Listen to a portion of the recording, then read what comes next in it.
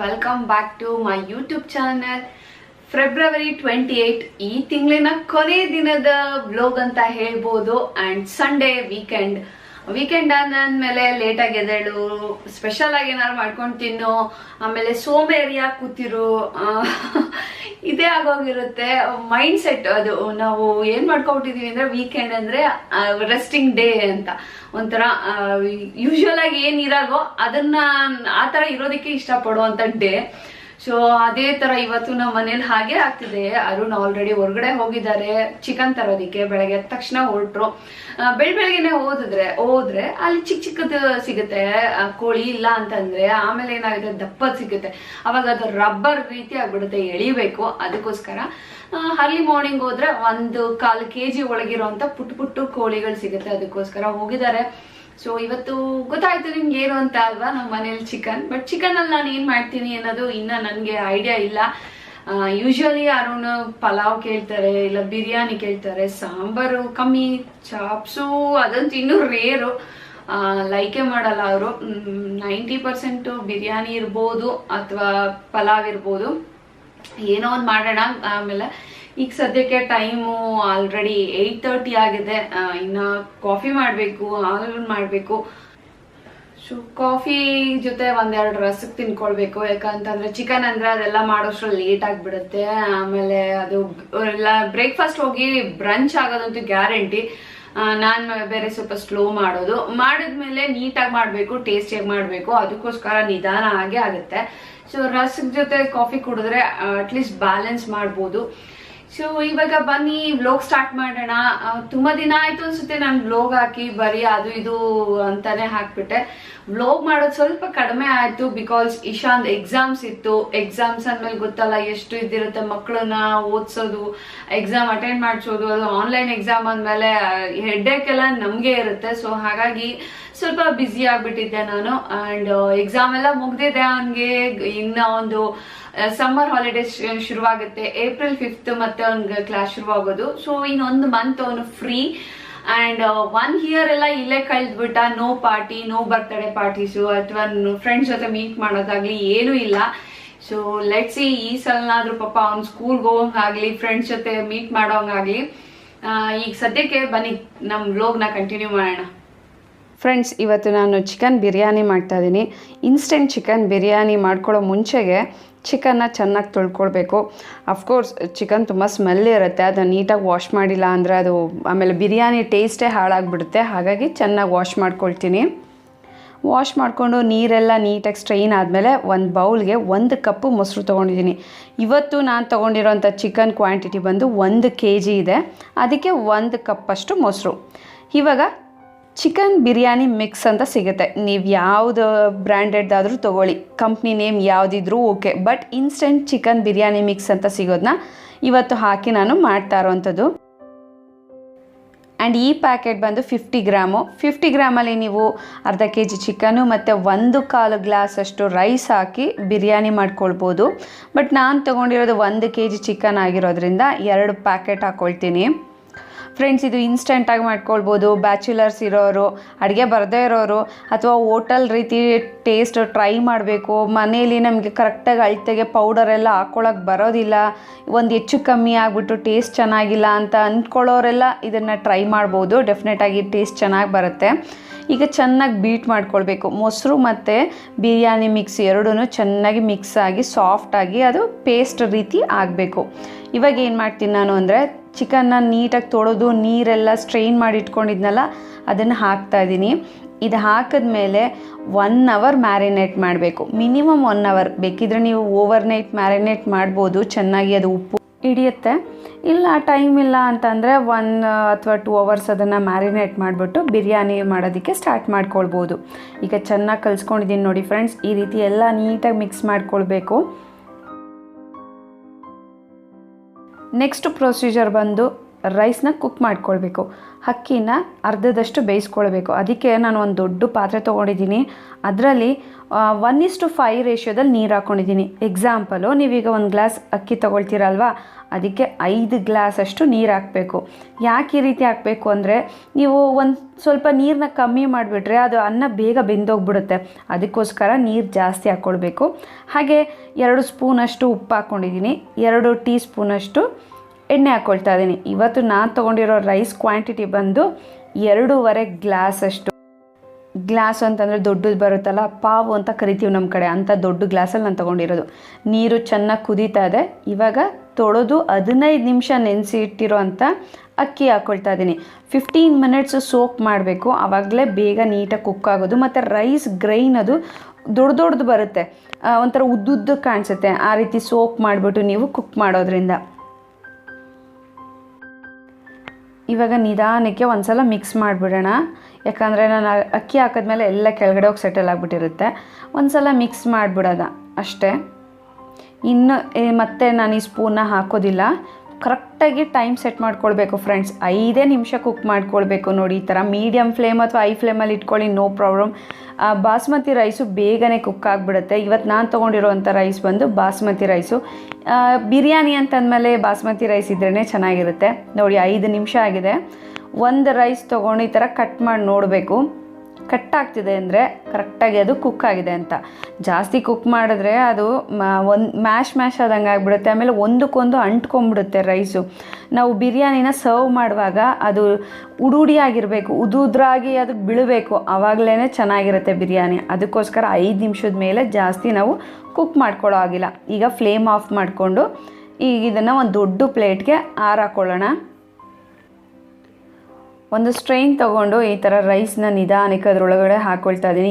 ನೀವು ಇದನ್ನು ಬಸ್ಕೊಳ್ಬೋದು, ಬಟ್ ನನಗೆ ಭಯ ಆಗುತ್ತೆ ಎಲ್ಲಿ ಅದು ನೀರು ನಮ್ಮ ಸ್ಕಿನ್ ಮೇಲೆ ಬಿದ್ದು ಸುಟ್ಟೋಗುತ್ತೋ ಅಂತ. ಅದಕ್ಕೋಸ್ಕರ ನಾನು ಈ ರೀತಿ ಮಾಡ್ತಾಯಿದ್ದೀನಿ. ನಿಮ್ಗೆ ನ್ಯಾಕಿದ್ದು ಅದನ್ನು ಬಸಿತೀನಿ ಅಂತಂದರೆ ಅದನ್ನು ಕೂಡ ಮಾಡ್ಕೊಳ್ಬೋದು.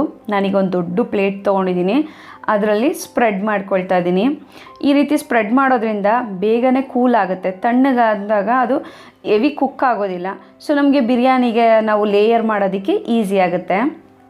ಫ್ರೆಂಡ್ಸ್, ನೀವು ಈ ವೀಕೆಂಡಲ್ಲಿ ಇದನ್ನು ಟ್ರೈ ಮಾಡಿ ಹೇಗೆ ಬಂತು ಅಂತ ನನಗೆ ಕಮೆಂಟ್ ಮಾಡಿ ತಿಳಿಸೋದನ್ನ ಮರಿಬೇಡಿ. ನಾನು ಈಸಿಯಾಗಿ ಹೇಗೆ ಮಾಡೋದು ಅಂತ ನೀಟಾಗಿ ಪ್ರೊಸೀಜರಲ್ಲಿ ಹೇಳ್ಕೊಟ್ಟಿದ್ದೀನಿ. ಟ್ರೈ ಮಾಡ್ತೀರಾ ಅಂತ ಅಂದ್ಕೊಂಡಿದ್ದೀನಿ.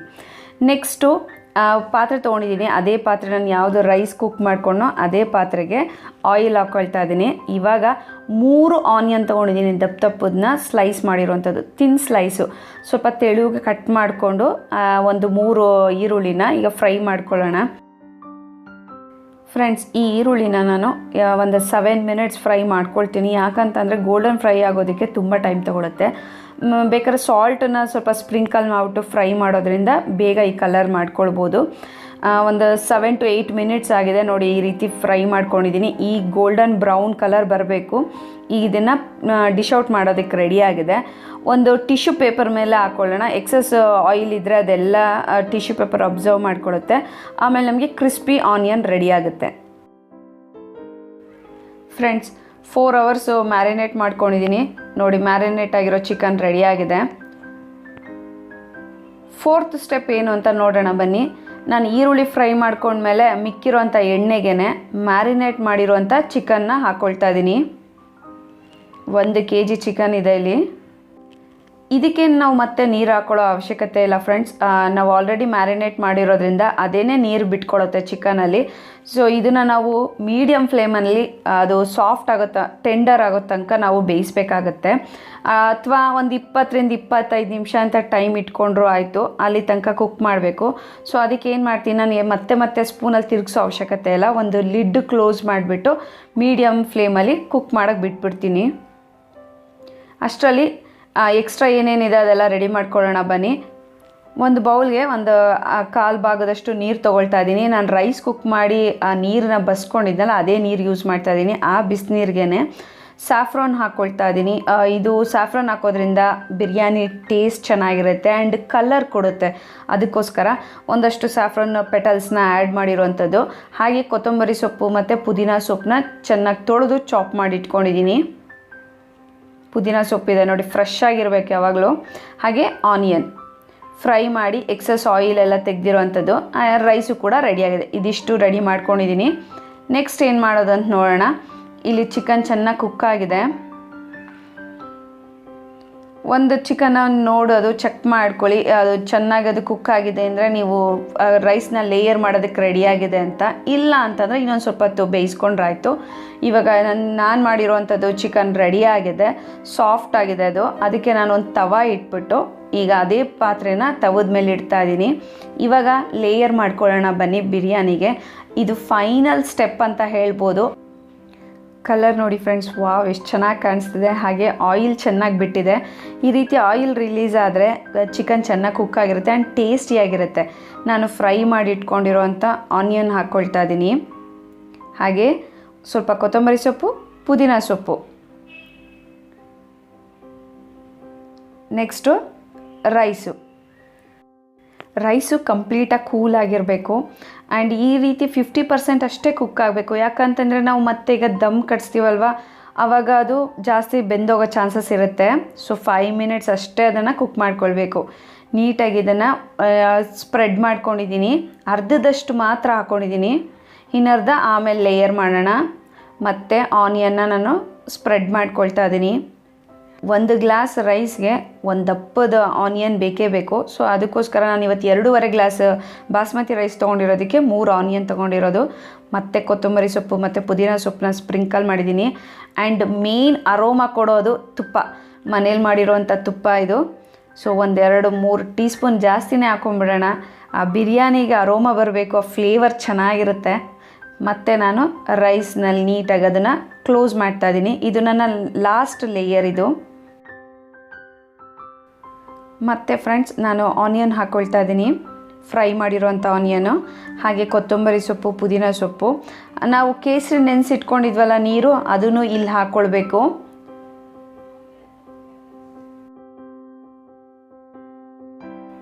ಆ್ಯಂಡ್ ಲಾಸ್ಟ್ ಘಮ ಘಮ ಅನ್ನೋವಂಥ ತುಪ್ಪ. ಬಿರಿಯಾನಿಗೆ layer full finished. So friends, restaurant ಸ್ಟೈಲಲ್ಲಿ ಈಸಿಯಾಗಿ ಬಿರಿಯಾನಿ ಹೇಗೆ ಮಾಡ್ಕೊಳ್ಳೋದು ಅಂತ ತೋರಿಸಿದ್ದೀನಿ. ಟ್ರೈ ಮಾಡಿ ಕಮೆಂಟ್ ಹಾಕೋದು ಮರಿಬೇಡಿ. ಈಗ ಒಂದು ಪ್ಲೇಟ್ ಮುಚ್ಚಿಬಿಟ್ಟು ಭಾರವಾಗಿರೋದೊಂದು ಕಲ್ಲಿಟ್ಟಿದ್ದೀನಿ. ಯಾಕಂತಂದರೆ ದಮ್ ಕಟ್ಲಿ ಅಂತ, ಸ್ಟೀಮ್ ಹೋಗಬಾರ್ದು. ಫ್ರೆಂಡ್ಸ್, ಬಿರಿಯಾನಿ ರೆಡಿಯಾಗಿದೆ. ತೆಗೆದು ನೋಡೋಣ. ನೋಡಿ, ವಾವ್ ಹೇಗೆ ಕಾಣಿಸ್ತಿದೆ, ಚೆನ್ನಾಗಿದೆ ಅಲ್ಲ? ಈಗ ಡಿಶ್ ಔಟ್ ಮಾಡ್ಕೊಳ್ಳೋಣ. ಬಿಸಿ ಬಿಸಿಯಾದಂಥ ಟೇಸ್ಟಿಯಾದಂಥ ರೆಸ್ಟೋರೆಂಟಲ್ಲಿ ತಿನ್ನಬೇಕು ಅಂತ ಅನಿಸೋ ಅಂಥ ಬಿರಿಯಾನಿ ರೆಡಿಯಾಗಿದೆ. ಚಿಕನ್ ಬಿರಿಯಾನಿ ಬ್ಯಾಚುಲರ್ಸ್ಗೆ ಅಥವಾ ಹೊಸ್ದಾಗಿ ಅಡುಗೆ ಮಾಡೋದು ಕಲಿತಿದ್ರೆ, ಒಂದು ರೆಸ್ಟೋರೆಂಟ್ ಸ್ಟೈಲಲ್ಲಿ ತಿನ್ನಬೇಕು ಅಂತಿದ್ರೆ ಮಸ್ಟ್ ಟ್ರೈ ಅಂತ ಹೇಳ್ತೀನಿ. ಫ್ರೆಂಡ್ಸ್, ಚಿಕನ್ ನೋಡಿ ಎಷ್ಟು ಸಾಫ್ಟಾಗಿದೆ. ತಿಂತಾ ಇದ್ರೆ ಬಾಯಿಲಿ ಅದು ಒಂಥರ ಸಾಫ್ಟ್ನೆಸ್ಸು, ಜ್ಯೂಸಿ ಆಗಿರುತ್ತೆ. ಕರೆಕ್ಟ್ ಪ್ರೊಸೀಜರಲ್ಲಿ ಮಾಡಿದ್ರೆ ಈ ರೀತಿ ಸಾಫ್ಟ್ ಚಿಕನ್ ಬಿರಿಯಾನಿ ರೆಡಿ ಆಗುತ್ತೆ. ಅರುಣ್, ಹೇಗಿದೆ ಬಿರಿಯಾನಿನ? ಏನದು ಹೇಗಿದೆ ಅಂದಾಗ ಇದನ್ನ ಅಂತ ಕೇಳ್ತಿರಲ್ಲ. ಕೊಟ್ಟಿರೋದು ಬಿರಿಯಾನಿ, ಅದನ್ನೇ ಕೇಳ್ತಾರೆ. ಬಿರಿಯಾನಿ ಚೆನ್ನಾಗೈತೆ ಅಂತ ಕೇಳಿದ್ರು. ಎರಡೂ ಚೆನ್ನಾಗಿದೆ, ಸೀರಿಯಸ್ಲಿ ಚೆನ್ನಾಗಿದೆ. ಇನ್ಸ್ಟೆಂಟ್ ಬಿರಿಯಾನಿ ಯಾವ ರೀತಿ ಇದೆ? ಇನ್ಸ್ಟೆಂಟ್ ಬಿರಿಯಾನಿ ಅಂದ್ರೇನು, ಬೇರೆ ಏನು? ಮೊದಲೆಲ್ಲ ನಾನೇ ಅದ್ರದ್ದು ಪೌಡರ್ ಪ್ರಿಪೇರ್ ಮಾಡ್ಕೊಂಡು ಮಾಡ್ತಿದ್ದೆ. ಈ ಸಲ ಇನ್ಸ್ಟೆಂಟ್ ಆಗಿ ಸಿಗೋದನ್ನ ತಂದು ಮಾಡಿರೋಂಥದ್ದು. ಚೆನ್ನಾಗಿದೆ ಆಕ್ಚುಲಿ. ನೋಡು, ವೈಟ್ ಬಂದಿದೆ, ಪಕ್ಕಾ ಹೋಟ್ಲು ಟೈಪ್ ಬಂದಿದೆ. ಹೌದಾ? ಹೈದರಾಬಾದ್ ಬಿರಿಯಾನಿ ಸ್ಟೈಲ್ ಐತೆ. ಹೈದರಾಬಾದಿ ಬಿರಿಯಾನಿ ಸ್ಟೈಲ್.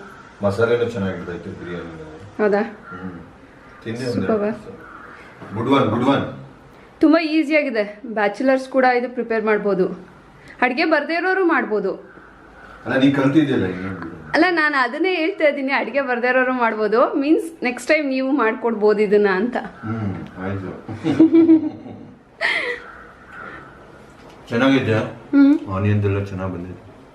ಹೌದಾ? ಟೇಸ್ಟ್ ಜಾಸ್ತಿ ಇದೆ. ತುಪ್ಪದ್ದು ಸ್ಮೆಲ್ ಇದೆ ಚೆನ್ನಾಗಿ. ಅರೋಮಾ. ಬಿರಿಯಾನಿ ಅಂದಮೇಲೆ ತುಪ್ಪ ಇರಲೇಬೇಕಲ್ವಾ? ಬಟ್ ಇಲ್ಲೆಲ್ಲ ತುಪ್ಪ ಜಾಸ್ತಿ ಕಾಣಿಸ್ತಿಲ್ಲ, ಎಣ್ಣೆ ಏನು ಜಾಸ್ತಿ ಇಲ್ಲ. ಅರೋಮಾಗ ಅದು ಅದಕ್ಕೋಸ್ಕರನೇ ಹಾಕೋದು ತುಪ್ಪ. ಅದು ಫ್ಲೇವರ್ ಚೆನ್ನಾಗಿ ಕೊಡುತ್ತೆ. ಅಂದ್ರೆ ಕೈನೆಲ್ಲ ನೋಡು ಜಾಸ್ತಿ ಕಾಣಿಸ್ತಾ ಇಲ್ಲ ಅಂತ ನಾ ಹೇಳಿದ್ದು. ಜನರಲಿ ಹೋಟ್ಲಲ್ಲೆಲ್ಲ ತಿಂದ್ರೆ ಕೈಲಿ ಜಿಡ್ಡು ಹಿಡಿಯುತ್ತಲ್ಲ, ಅದಿಲ್ಲ. ಸೊ ಹೆಲ್ತಿ ವೈಸು ಕೂಡ ಓಕೆ ಅಂತ. ಕಾಲ್ ಬರ್ತಾ ಇದೆ. ವೀಕೆಂಡ್ಸಲ್ಲೂ ನಿಂಗೆ ಕಾಲ್ ಬರೋದು ಮಾತ್ರ ನಿಲ್ಲಲ್ಲ ಅಲ್ಲ? ಏನು ಮಾಡೋಕ್ಕಾಗ್ತಿದೆ.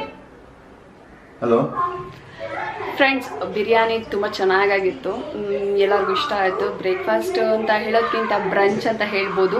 ಅದೆಲ್ಲ ತಿಂದು ಮುಗಿಸಿದ್ವಿ. ಬಟ್ ತುಂಬ ಗಲಾಟೆ ಇದೆ, ಯಾಕಂತಂದರೆ ಇಶಾನ್ ಫ್ರೆಂಡ್ಸ್ ಎಲ್ಲ ಇದ್ದಾರೆ, ಅವರೆಲ್ಲ ಆಡ್ತಾ ಇದ್ದಾರೆ, ಅದಕ್ಕೋಸ್ಕರ. ಆ್ಯಂಡ್ ಈಗ ಅವ್ರಿಗೆ ಲಂಚು ಕೂಡ ನಾನು ರೆಡಿ ಮಾಡಬೇಕು. ಅವ್ರಿಗೆ ಒಂದಷ್ಟು ಸ್ನ್ಯಾಕ್ಸು ಕೂಡ ತರಿಸಿದ್ದೀನಿ, ಅದ್ರ ಜೊತೆ ಲಂಚ್ ಪ್ರಿಪೇರ್ ಮಾಡಿ ಕೊಡಬೇಕು. ಬಿರಿಯಾನಿ ಮಾಡಿದಾಗ ಯೂಶ್ವಲಿ ಮನೆ ತುಂಬ ಪಾತ್ರೆ ಆಗುತ್ತೆ. ಅದಕ್ಕೆ ಎಕ್ಸಾಂಪಲ್ ಇಲ್ಲಿ ನೋಡಿ ಎಷ್ಟಿದೆ.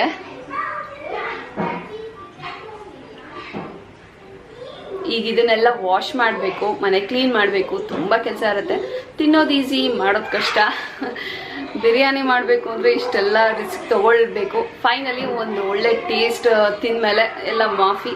ಸೊ ಈಗ ಲಂಚ್ಗೆ ನಾನು ಮ್ಯಾಗಿ ಮಾಡಿಕೊಡೋಣ ಅಂದ್ಕೊಂಡಿದ್ದೀನಿ. ಮಕ್ಳಿಗೆ ಯೂಶ್ವಲಿ ಬೇರೆದೆಲ್ಲ ಇಷ್ಟ ಆಗೋದಿಲ್ಲ, ರೈಸ್ ಐಟಮ್ಸು ಅದು ಇದು, ಅದಕ್ಕೋಸ್ಕರ ಈಗ ಮ್ಯಾಗಿ ಪ್ರಿಪೇರ್ ಮಾಡಬೇಕು.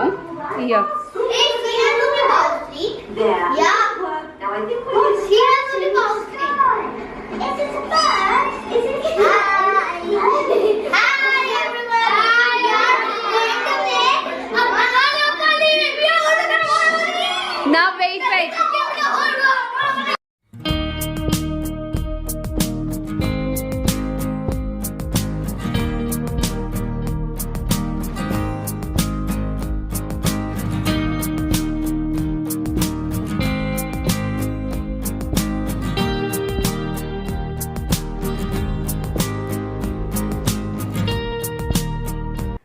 ಫ್ರೆಂಡ್ಸ್, ಅನ್ಎಕ್ಸ್ಪೆಕ್ಟೆಡ್ ಆಗಿ ಮಕ್ಕಳು ಮನೆಗೆ ಬಂದಿದ್ದರು. ಇಶಾನ್ ಫ್ರೆಂಡ್ಸು ಎಕ್ಸಾಮ್ ಮುಗ್ದಿರೋದ್ರಿಂದ ಒಂದು ಗೆಟ್ ಟುಗೆದರ್ ಆಗುತ್ತೆ ಅಂತ ಅವ್ರ ಪೇರೆಂಟ್ಸ್ ಕಳಿಸಿದ್ರು. 3 to 4 hours ಏನೋ ಮನೇಲಿದ್ದರು. ಲಂಚ್ ಮಾಡಿದ್ರು, ಗೇಮ್ಸ್ ಆಡಿದ್ರು, ಡ್ಯಾನ್ಸ್ ಮಾಡಿದ್ರು. They enjoyed lot. ನಮಗೂ ಖುಷಿ ಆಯಿತು. ಇದು ನನ್ನ ಇವತ್ತಿನ ಬ್ಲಾಗ್ ಆಗಿತ್ತು. ಐ ಹೋಪ್ ನಿಮ್ಮೆಲ್ಲರಿಗೂ ಇಷ್ಟ ಆಗಿದೆ ಅಂತ. ಇಷ್ಟ ಆದರೆ ಲೈಕ್ ಮಾಡೋದು ಮರಿಬೇಡಿ. ಹಾಗೆ ಹೊಸಬ್ರಾಗಿದ್ದರೆ ಚಾನಲ್ನ ಸಬ್ಸ್ಕ್ರೈಬ್ ಮಾಡ್ಕೊಳ್ಳಿ. ಪಕ್ಕದಲ್ಲಿರೋ ಬೆಲ್ ಐಕಾನ್ ಪ್ರೆಸ್ ಮಾಡಿ, ಯಾಕಂತಂದರೆ ನಾನು ಯಾವುದೇ ಹೊಸ ವೀಡಿಯೋಸ್ ಅಪ್ಲೋಡ್ ಮಾಡಿದ ತಕ್ಷಣ ನಿಮಗೆ ನೋಟಿಫಿಕೇಷನ್ ಬರುತ್ತೆ. ಫ್ರೆಂಡ್ಸ್, ಸಂಡೇ ವ್ಲಾಗ್ನ ಮಕ್ಕಳುಗಳ ಜೊತೆ ಎಂಜಾಯ್ ಮಾಡಿದ್ವಿ. ಮತ್ತೆ ಇನ್ನೊಂದು ವ್ಲಾಗಲ್ಲಿ ಬರ್ತೀನಿ. ಅಲ್ಲಿ ತನಕ ಬಾಯ್.